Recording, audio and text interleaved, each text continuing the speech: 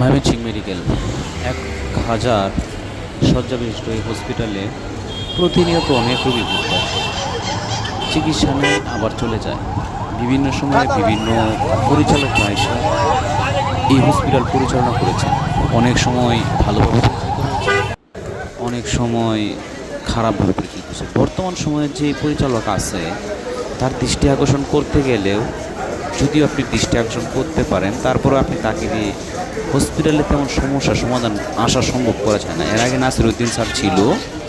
Nasiruddin sir যখন ছিল, hospital থেকে শতকরা ৯৫ ভাগ ওষুধ সরবরাহ করা হতো।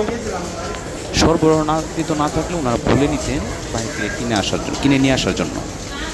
বর্তমান সময়ে যে ওষুধগুলা রোগীকে দেওয়া হয়, শুধুমাত্র স্যালাইন অথবা গ্যাস্ট্রিকের ট্যাবলেট অথবা জ্বরের জন্য যে ওষুধগুলো থাকে বা ২-১টা ইঞ্জেকশন, এগুলো ছাড়া বাকি সব কিছুই, মানে মোট কথা হচ্ছে শতকরা 90% ওষুধ হসপিটালের বাইরে থেকে কিনে নিয়ে আসতে হয়।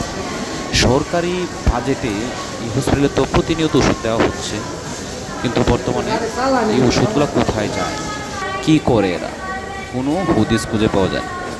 আমিও গিয়েছিলাম হসপিটালে একটা রোগীকে নিয়ে চিকিৎসার জন্য, কিন্তু তার জন্য যে ওষুধপত্র ছিল সবগুলো বাইরে থেকে কিনে আনার প্রয়োজন পড়তো এবং বাইরে থেকে কিনে নিয়ে এসে চিকিৎসা নেওয়া হতো। এবং বর্তমানে হসপিটালের যে পরিবেশ, যদিও মানুষজন চিকিৎসা নিচ্ছে, কিন্তু তথাপি কোনো ভদ্র ফ্যামিলির লোকজন এখানে চিকিৎসা নিতে আসে না। কারণ হচ্ছে এখানে যে পরিবেশ, এখানে বসবাস করার মতো না। বারান্দার বাইরেগুলোতে যে পরিবেশ, ময়লা আবর্জনা যেভাবে পড়ে আছে, এই সকল পরিবেশ দিকে আসলে কেউই এখানে চিকিৎসা নিতে পারবে না, বা দুর্গন্ধের জন্য এখানে কেউ টিকতেই পারবে না।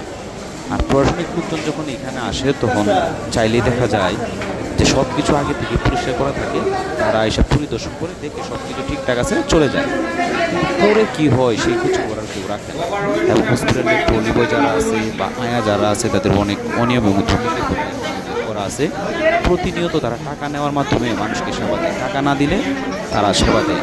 আমি চোখের সামনে দেখলাম যে একজন আয়াকে কাজের জন্য, মানে ট্রলি দিয়ে বাইরে একটা রুগী নিয়ে যাবে, এই জন্য ৩০০ টাকার কম সে নিয়ে মানতেই আসে না। ৩০০ টাকা হইলে যাবে, ৩০০ টাকার কম সে যাবে না। এই যে ছবিতে যেই বোয়াটাকে দেখাইলাম, এই বোয়াটা সে ৩০০ টাকা হইলে যাবে, অন্যথায় সে যাবে না। এরকম কর্মকাণ্ডের মাধ্যমে আসলে আমাদের মানুষের যে সামাজিক মূল্যবোধ আছে বা নীতিবোধ আছে, সেগুলো আসলে কোনোভাবেই দেখা যায় না। লিফটে উঠতে গেলেও লিফটে দেখে অনেক মানুষ অনেক সময় চিন্তাই করে অনেক কিছু নিয়ে যায়। সুতরাং যারা এখানে যাবেন তারা অবশ্যই সচেতন থাকবেন। আর হসপিটালে রোগীর যে কন্ডিশন, রুগী নিয়ে অনেকক্ষণ দাঁড়ায় থাকতে হয়, রুগীর কোনো চিকিৎসা সেবা তেমনভাবে পায় না। যে এই বোয়াটা যে দেখলাম, উনি আবার এদিক দিয়ে ঘুরে গেল। এখন এই যে হসপিটালের যে অবস্থা, হসপিটালে আপনি গেলে কার কাছে কৈফিয়ত চাইবেন? যে নাম্বার দেওয়া আছে অভিযোগের জন্য, সেই নাম্বারে ১০০টা কল দিলেও কখনো ফোন ধরে না। আর হসপিটালে যারা আপনার কর্মচারী আছে পরিষ্কার পরিচ্ছন্নতার জন্য, তারাই কি করে আর কোথায়, হসপিটালকে কেন পরিষ্কার পরিচ্ছন্ন করে না?